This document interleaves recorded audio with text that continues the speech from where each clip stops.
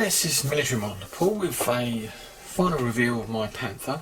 Well, I'm going to clear that up. I didn't notice that was on. Bit of stain on the back, looks okay. Anyway, this is a final review of the Panther A from Meng. Greg's coming to the end of his one as well. I haven't done a video since before the 8th of September due to the fact that my mum passed away, so therefore other things got in the way, and plus I didn't feel like modelling at the time for a few weeks, and then I did a little bit to help to finish it off, and been in communication with Greg quite a bit to talking about the models and bits and pieces, but not actually building too much. But I've just got back into doing bits and pieces now, and I've finished this one, and yeah, I just noticed I've got a bit of stain around here. I need to remove a little bit of it because I think it's a bit over the top.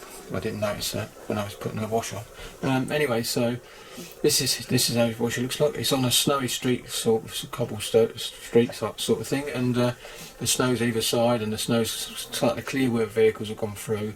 The tank tracks have still got dirt and grime and mud stuck into the cleats in the little cleat areas, and the silver, it hasn't come off yet because it's been going over mud of other vehicles so much, so it will eventually come back to a bit of silver coating on it, but I'm not going to do that with this one. The exhausts were done with rust, and I covered them with different coats of rust, and then what I did is, it was a little hiccup, but I found out that if you use lacquer paint very thinly on the brush and just wipe it over it, and then take it off quick and don't do too much brushing, it actually moves the paint round, so it actually looks more natural anyway, but that's what it looks like to me anyway, so I'm really happy about that. The vehicle's been obviously painted whitewash, and you can see the previous colour just starting to come through, so it's just starting to fade, and it's been chipped off in places, you can see. Yeah, so quite pleased with it. Not going to talk much more now about it basically, but I think you can see what I mean. It's come along nicely, and I do like it, but I'm definitely going to remove that bit in a minute with a bit of odorless thinners, because that's what it is, and it's got to wash it. But that should bring that down. I'll just wash it down so it's actually around the crevices, around the top of the turret.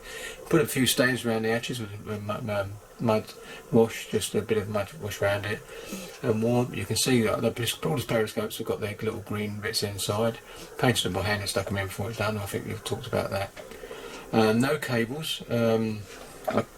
I bought some cables for it, and they were really thick and right scale, but really hard to bend and put into position. And then I painted them up anyway and left them in a little jar, so we're going to go on. And you can see there's no clamp in the back. That's a mistake of mine. Once you put the clamp together, you can't get it in there.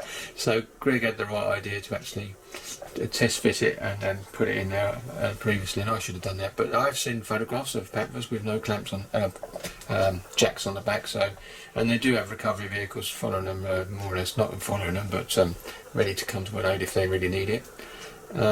So yeah, really enjoyed the build, obviously, and I'm glad I've got another couple more of them Meng Panthers. I think I've got I've got their Meng recovery vehicle and all, which is based on the D, and looking forward to that, because they're no turret and a nice box tape on the top and great big dozer blades on the back. They'd be really nice. So yeah, apart from my little bit I've got to wash on the top turret, I think I'll call that done. I'll lift it up so you can see the top a little bit more. There you go, sorry. Then I'm going to switch her off now. There you go. I think you can see that all the chips that of the Zimmer that come off. Two pieces come off accidentally, and I thought it looks pretty good, so I painted the old bread primer in there, and then web it over it later afterwards, and it looks quite nice. So yeah, and you've got chips off on here, bits of mud stuck on it, and all the splashes where it's gone through bits of water and flipped up, and the back definitely, as you saw it earlier on. So yeah, she's come on nicely. The only thing is the figure's face is a bit too bright. Alright, it's cold, so that's most probably why it's a bit white. But I want to put a bit more a bit of a wash over that to bring out the colour. I've done his eyes and everything, and I've done the headphones. I've even got a very fine cable which you might be able to see going down a little bit if you can. Let's see if I can get the cable in.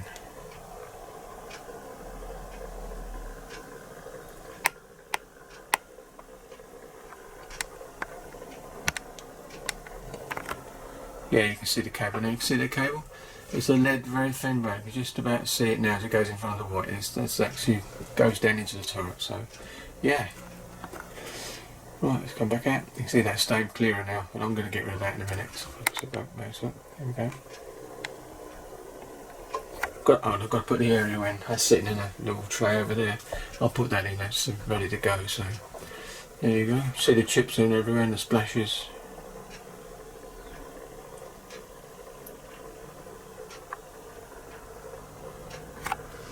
I'll just leave it like that and call it quits, I think. Yeah, so I've got a second video I'm going to be doing today for the next build I'm doing with Greg. Another one, slightly different this time.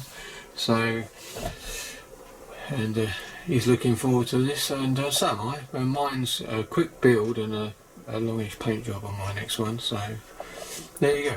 So thank you very much for watching this, and I'll catch you on the next one. Happy modelling.